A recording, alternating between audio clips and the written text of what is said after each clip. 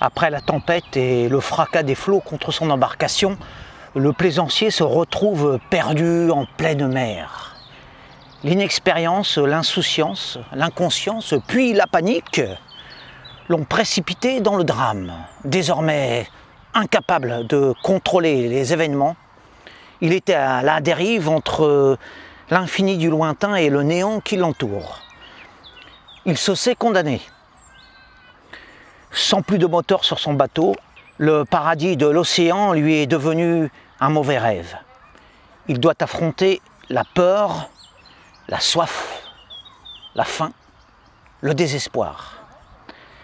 Faire face au pire des cauchemars pour, au final, sombrer dans cette immensité liquide, tombeau impassible où, depuis des milliers d'années, gisent des naufragés sans nom, sans histoire, sans épitaphe. Il sera un oublié de plus parmi tant d'autres. Cependant, pas encore résigné à son sort funeste, il se bat comme une brindille dérisoire, emporté par l'implacable destin. Il n'est plus qu'une fourmi noyée dans un espace incommensurable. Loin de toute civilisation, seul au monde, se sentant minuscule face aux éléments, il ne lui reste plus que la prière. Et justement, à force d'invoquer le ciel, ce dernier semble lui avoir répondu enfin.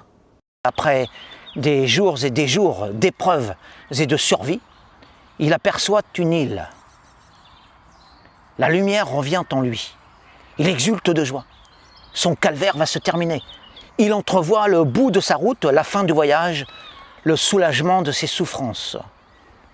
Ce rivage est un mirage, ou plutôt une toute autre réalité avec laquelle il va bientôt entrer en contact. Mais il ne le sait pas. Lui, il est heureux et vient s'échouer sur le sable blanc avec le ravissement inexprimable de ceux qui se savent sauvés. C'est au moment où il accoste cette terre radieuse qu'il rend l'âme épuisée. Cet ultime refuge qui vient de lui apparaître est en fait un nouveau continent qu'on appelle la mort.